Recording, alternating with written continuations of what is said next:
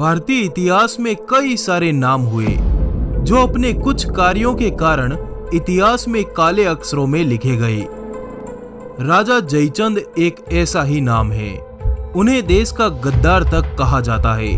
कहते हैं कि वह पृथ्वीराज चौहान से अपनी व्यक्तिगत दुश्मनी का बदला लेने के लिए मोहम्मद गोरी से जा मिला था। हालांकि उनके किरदार को लेकर कई ऐसे मत हैं जो उनको गद्दार कहने पर सवाल खड़े करते हैं। आइए डिमांडिंग पंडित के साथ जयचंद की कहानी में छुपे किस्सों को जानने की कोशिश करते हैं। जैसा कि आप जानते ही हैं, राजा पृथ्वीराज चौहान ने अन्य राजाओं के साथ मिलकर साल 1191 में मोहम्मद गोरी को तराइन के पहले युद्ध में करारी मात दी थी। इस हार को मोहम्मद गोरी पचा नहीं पाया और उसने पृथ्वीराज से इसका बदला लेने की ठान ली।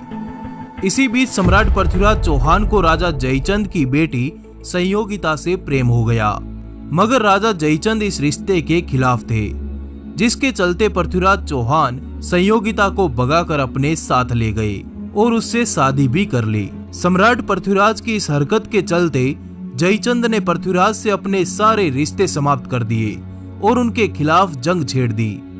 इसके परिणाम स्वरूप राजा जयचंद और पृथ्वीराज चौहान युद्ध के मैदान में कई बार आमने सामने आए। इन युद्धों में यकीनन सम्राट पृथ्वीराज की जीत हुई, लेकिन इसकी कीमत के तौर पर पृथ्वीराज के कई सारे सेनापति मारे गए।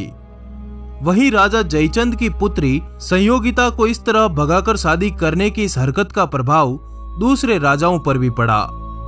उन्होंने तय किया कि आगे से वे न तो सम्राट पृथ्वीराज चौहान के लिए युद्ध लड़ेंगे और न ही वे उनको अपना अधिपति स्वीकार करेंगे। इतिहास के पन्ने बताते हैं कि पृथ्वीराज के हाथों कई बार युद्ध में हारने के बाद राजा जयचंद बदले की आग में झुलस रहा था। वह किसी भी कीमत पर सम्राट पृथ्वीराज से बदला लेना चाहता था।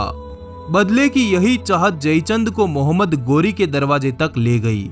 जयचंद ने गोरी को पृथ्वीराज पर हमला करने का न्योता दिया और साथ ही युद्ध के दौरान उसे अपनी सेना देने का भी वायदा किया। जयचंद की बात मानकर गोरी ने एक बार फिर से भारत की ओर कूच कर दिया। जब सम्राट पृथ्वीराज को इस आक्रमण के बारे में पता चला तो उन्होंने अन्य राजाओं से मदद मांगी, पर राजा जयचंद के कहने पर किसी भी राजा ने पृथ्वीराज की मदद नहीं की और तो और वे सब पृथ्वीराज के खिलाफ जाकर गोरी के पक्ष में खड़े हो गए। हालांकि इसके बावजूद भी सम्राट पृथ्वीराज के पास 3 लाख की विशाल महासेना थी। वहीं इसके मुकाबले के लिए गोरी के पास भी लगभग बराबर की सेना थी। परिणाम स्वरूप साल 1192 में तराइन के मैदानों में दोनों सेनाएं आपस में भिड़ गई। इस युद्ध की शुरुआत में तो भारतीय सेना का पलड़ा भारी रहा, मगर कुछ देर बाद गोरी की घुड़सवार सेना ने अपनी बढ़त बना ली। उन्होंने सम्राट पृथ्वीराज की सेना के हाथियों को निशाना बनाकर तीरों से इस कदर घायल कर दिया कि वे बौखलाकर यहाँ वहां भागने लगे। इसका नतीजा ये रहा कि उन्होंने अपने ही हजारों सैनिकों को कुचल दिया। अंततः पृथ्वीराज चौहान की पराजय हुई और उन्हें बंदी बनाकर गजनी ले जाया गया, जिसके बाद उन्हें मार दिया गया। सम्राट पृथ्वीराज चौहान की हार के बाद भारत में पहली बार मुस्लिम शासन की नींव रख दी गई। इस दौरान कुतुबुद्दीन ऐबक को भारत का गवर्नर नियुक्त कर दिया गया। सम्राट पृथ्वीराज की हार से संतुष्ट जयचंद अब उत्तरी भारत का सबसे शक्तिशाली राजा बन चुका था, मगर जयचंद की खुशी ज्यादा समय तक बरकरार नहीं रही, क्योंकि खैबर के रास्ते मोहम्मद गोरी एक बार फिर भारत आ धमका। इस दौरान गोरी ने कुतुबुद्दीन ऐबक के साथ मिलकर कन्नौज पर आक्रमण कर दिया।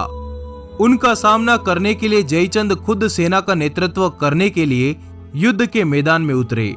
इस युद्ध में तीर लगने से राजा जयचंद की मौत हो गई और इस तरह कन्नौज राज्य भी गोरी के अधीन हो गया।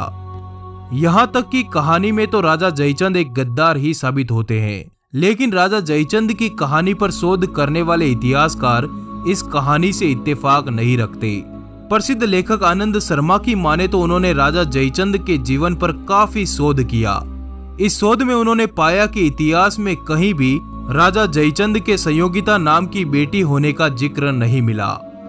किसी भी लेख, दस्तावेज या किताब में यह स्पष्ट नहीं किया गया कि राजा जयचंद की कोई संयोगिता नाम की बेटी भी थी। अगर यह मान लिया जाए कि राजा की कोई बेटी थी ही नहीं, तो सम्राट पृथ्वीराज द्वारा संयोगिता हरण की बात पूरी तरह से झूठी साबित होती है। हाँ, हो सकता है कि उनके बीच आपसी मतभेद का कोई और कारण रहा हो, लेकिन उससे संबंधित भी कोई दस्तावेज इतिहास में नहीं मिलता। इसके अलावा जिस बात को लेकर राजा जयचंद को देशद्रोही कहा जाता है, यानी गोरी को भारत पर आक्रमण करने का न्योता देने वाला तथ्य, उसको लेकर भी कोई प्रमाणित लेख मौजूद नहीं है। जयचंद की कहानी को लेकर एक मत यह भी है कि तराइन के पहले युद्ध में जयचंद और पृथ्वीराज दोनों साथ लड़े थे। हालांकि इसके पक्के सबूत नहीं मिलते। इतिहासकार राय चौधरी ने लिखा कि तराइन के पहले युद्ध का आगाज होने वाला था। इस युद्ध में सम्राट पृथ्वीराज ने अपने सभी पड़ोसी राजाओं से उनकी सेनाएं मांगी, पर राजा जयचंद को इस युद्ध के बारे में नहीं बताया गया। इस वजह से राजा जयचंद तराइन के पहले युद्ध में नहीं आए।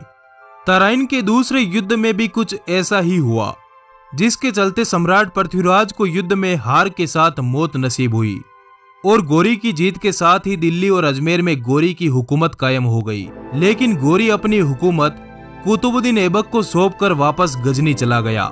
हालांकि 1 साल बाद वह फिर से लौटा और जयचंद पर हमला करके उसे भी हरा दिया। ऐसे में सोचने वाली बात है कि अगर तराइन के पहले युद्ध में जयचंद ने गोरी की मदद की थी, तो बाद में गोरी ने जयचंद को क्यों मारा, जबकि वह उसे भारत में अपना गवर्नर बनाकर यहाँ अपना राज चला सकता था। जयचंद द्वारा गोरी की सहायता का भी कोई ऐतिहासिक प्रमाण मौजूद नहीं है, जिससे यह तथ्य भी साबित नहीं हो पाता। यही कारण है कि ऐतिहासिक कहानियों में चाहे राजा जयचंद को गद्दार कहा गया, मगर इतिहास में ऐसा कोई साक्ष्य मौजूद नहीं है जो इस तथ्य को पूरी तरह से प्रमाणित कर सके। हमारा सबसे बड़ा दुर्भाग्य तो यही रहा कि आजादी के बाद भी हमें विदेशियों द्वारा लिखा हुआ इतिहास ही रटवाया गया। हमने कभी भी इतिहास के किसी भी पन्ने की सत्यता जानने की कोशिश तक नहीं की। जो वो लिख कर चले गए उसे ही हमने सच मान लिया। इस विषय पर आप क्या सोचते हैं, इस पर आपकी क्या राय है, कमेंट में जरूर बताएं। इस वीडियो को लाइक जरूर करें। आपका आभार, धन्यवाद, जुड़े रहिए।